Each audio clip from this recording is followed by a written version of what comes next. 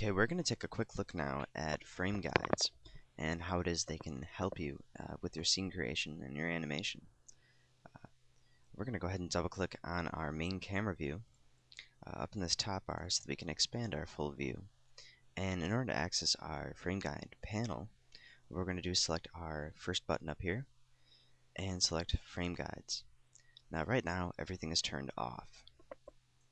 The first option that we have is our framing strips. Now, framing strips are important when you're setting up your scene to render because the framing strips will show you pretty much your render region. Now, right now the framing strips are off, so we see our full viewport and we'll be able to see our full scene. Of course, we don't really have a scene loaded in. This is just the default, but we don't really need to have anything in here right now to sort of see what, of course, what effect this is going to create. I'm going to select framing strips right now and click OK. As you can see, our framing strips have come in, and this is showing our effective render resolution. And I'm going to right mouse click on our render options right now. And since it is set to render to main view, we can't really see exactly or select our options. And we're set to 320 by 240, but it's that aspect ratio of 4:3, which is what our framing guides are showing us, is that aspect ratio of 4:3. I'm going to go ahead and set this to render to screen, and that way we'll be able to sort of edit these options a little bit better, or at least make them a little bit larger if we wanted to. I'm going to change our aspect ratio from 4:3 to, let's go to 16 by 9. So we're still pretty much working in sort of television formats, and click OK. Now you can see that our framing strips have changed, and now we're viewing the 16 by 9 visible area of our frame. So anything out of this is not going to be rendered, and this is our effective render region within those frame strips.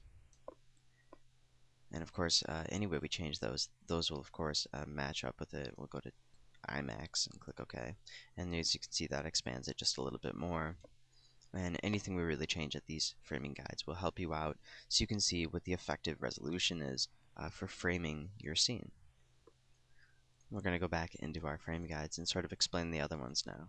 We're just going to keep our framing strips on, and we're going to display our safe frames and grid. Now right now there's 3 different options, and they're all checked on, so I'm going to go ahead and click OK, and now we can see all 3 options are actually up. And I'm going to go back to that panel and go ahead and explain those. Our display action safe frame is going to be our outside frame, which is pretty much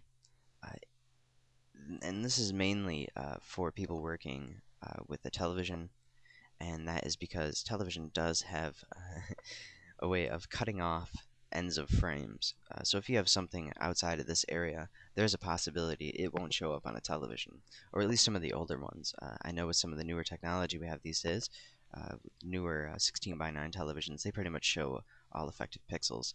But with some of the older televisions, you might not have that. So you have to kind of keep in mind where you want to keep certain parts of your scene so that it shows up on a television. And that's what mainly this is for, is just keeping that within that area, that effective resolution, so that we're not sort of outside of the television and it shows up. The second is our title safe frame, and this is important to also working with television because it has to do with sort of the titles. In other words, any text that you have on the screen. You want to make sure that you keep it within this inside box, because then you'll make sure it shows up within those borders. If we created text, let's say, and put it about right here in the scene and rendered that, there's a possibility it won't show up on the screen. And if it's an older television, I can guarantee you if it's outside of this outside or action frame, it won't show up. But if it's outside even our title frame, there's a possibility it might be slightly distorted on the edges, or it might be pushed right up to the end. And by keeping it within the title safe frame, you make sure that anything is going to have a little bit of spacing, because pretty much this outside one pretty much represents the border of the television, or at least, like I said, the older televisions, because a lot of the new ones you might not have that problem with. Okay, and our last one is our field grid. And now right now we have it set to 12 by 9. We could also set 4 by 3. set it 4 by 3 and click OK. And now we can see we have this nice grid across the screen. Well, this is great to have for framing your objects because of certain points in photography and sort of the artistic look of how you should be framing your scenes. We have our 4 points area of focus, and that's pretty much because even if you watch a lot of films, you'll notice that they sort of keep with this sort of method where what you want the person to focus on the most should be in one of these 4 points.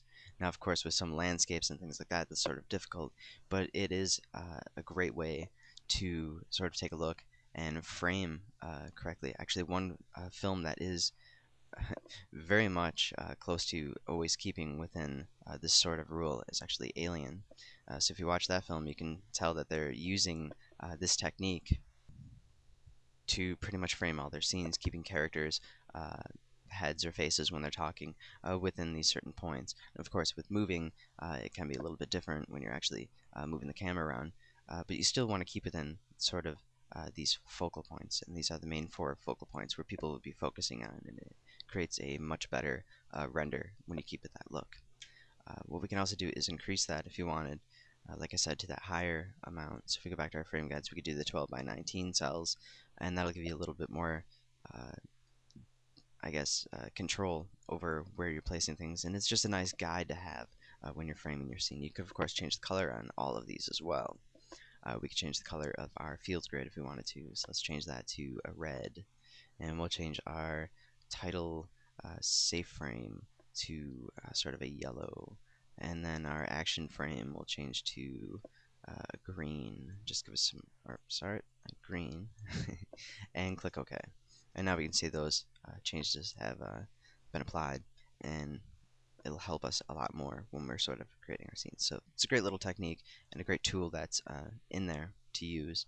And the frame guides, like I said, can be accessed just up there, and that's pretty much great to use. You can also even change this even more and edit within your safe frame. So we can change our size if we wanted to. Let's go down to 40% with this one.